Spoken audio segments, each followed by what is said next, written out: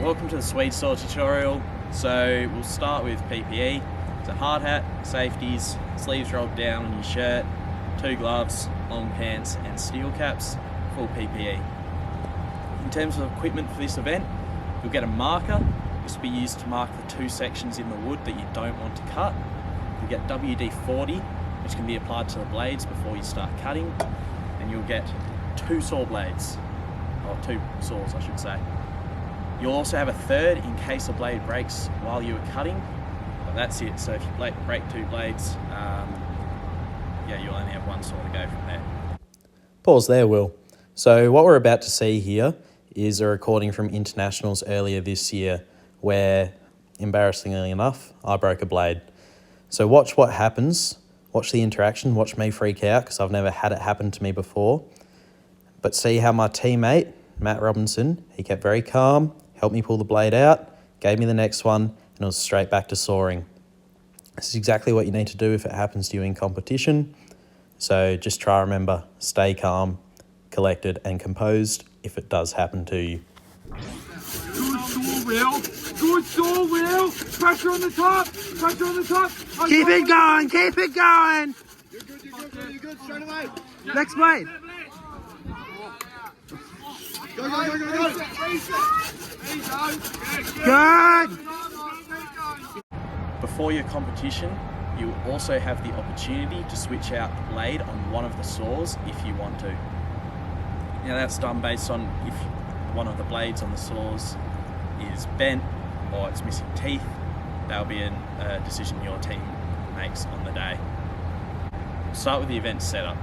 So, when you arrive at your wood, I've only marked out 3 sections, just to save on wood. When you arrive, there will be 7 sections marked out. Your team can elect to not cut 2 of those sections.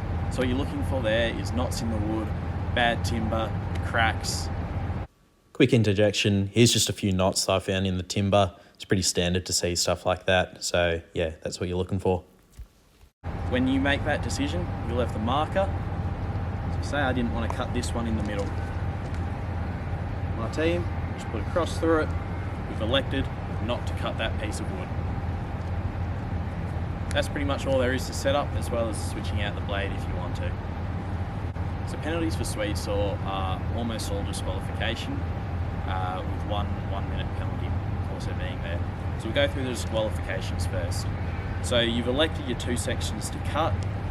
If they were, let's say, your 3rd and 4th section, you've got to your 5th cut that you're making, your last cut in the wood. If you saw outside of the lines that are marked, and that's outside of the lines, if it's on the line, it's not a disqualification. It's outside of the line, that piece of that cut is disqualified. So that's very important in terms of when you're selecting your 2 sections of wood to disqualify. If you've already cut both of them off and one of your cuts is disqualified, that is your team effectively disqualified because you only have 7 sections of wood. You cannot keep cutting at that point. However, if I make a mistake on this first section of wood here, I can then restart a cut. If I've cut out into this neighbouring section, I can then choose to move up the wood and do another cut. However, if your team gets disqualified on 2 cuts, your first 2 cuts go out of the line, that is your entire team disqualified. You do not get a time.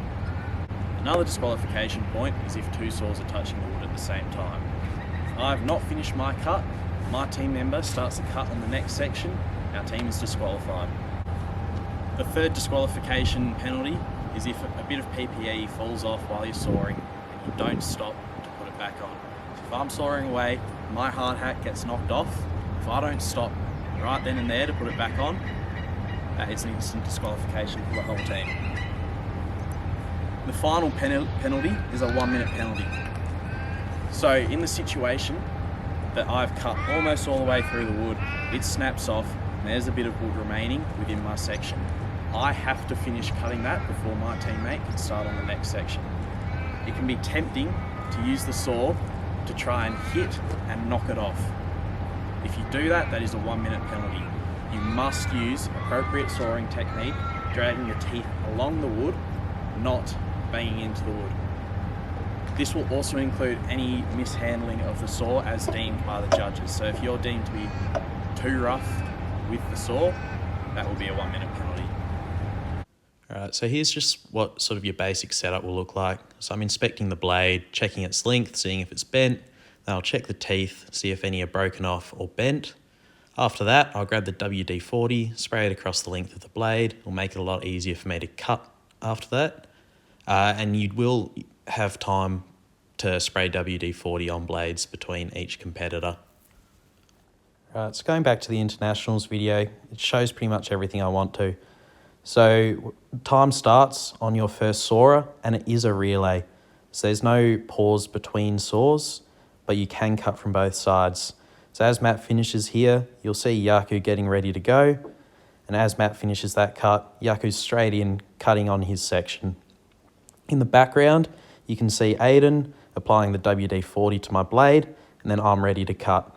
It's not long, but it is enough time to get WD-40 back on there. So another useful one you can do is guarding your teammates as they're sawing. So you watch Matt's arm go up in the top right there. He's pointing that because Tom's getting close to the edge of his section, and he's just guarding him because he's got a better sight line than Tom does on whether he's cutting outside of his section or not. So figure out with your teams what system you want to use for that guidance, and yeah, it should be good. Alright, somehow I've managed to successfully engineer this situation. But basically, you can see I've torn it off in this case, but it can happen that a chunk of wood comes off and leaves a chunk still on the timber like that. So that cut is incomplete, so you'll need to finish that off if that happens to you. This is one of the situations where you might normally be a thin section, so you might see somebody try and hit it with the blade instead of sawing it. Like I said before, big no-no, not allowed. So in terms of Swede sawing technique, one of the most common blunders people will make is starting with the blade on the wood. Because it's a tension blade, it's really quite flexible, so if you start with it on the wood, there's an incredibly high likelihood that you're going to bend your cut straight from the get-go. So people see people start like this, they'll try to drag it down, it doesn't go well. It's also very easy to bend teeth on the blade that way, which will again give you a lot more drag when you're cutting. The other one that I see quite often is people holding the saw with their hand underneath it. I don't know where it comes from or why it happens, but it does happen. Recommend top hand on the top of the bow, and that's your sawing position basically. Now when I'm starting off, getting myself lined up nice and straight, and like I said, starting with the blade off the wood. As I come down, I'm coming down very gently. I'm not putting any pressure on this top hand yet, because again, that will bend that blade and you're going to have a hard time from there. It's very gentle, get it moving downwards before I contact the wood, and that just creates my little slot to get in. And you might even do a couple cuts nice and gentle and slow. Once you've got your cut in, at that point, you can start really going crazy on the saw. It's just getting to that point is probably where most people will make their mistakes. The other one is if you're being a bit incautious with your sawing technique, if that bow is not dead straight, if you put it that way, if you put it that way, your cut's going to go on an angle. So try to keep that bow as straight as possible and try and use the whole blade as you go. Just cutting right from the bottom all the way to the top. We always talk about punching the wood, meaning as you come up, you're getting right to the bottom of that blade, come back down and start all. Right, the recording got cut there, but anyway, here I artificially create a bend in my cut, and then as I'm going, you can see it keeps cutting more and more to the right, so I take the bow over to the right, and that brings me back to the middle. So that's just an example of how you can fix a bent cut in competition. So these are the results from Brisbane last year, women's, then men's, then mixed. The wood in Brisbane is quite a lot denser than what we use over here, so I'd expect the winning times to be a bit faster over this side. But yeah, that's the end of the video. Good luck with saw on the day and hope it all goes well.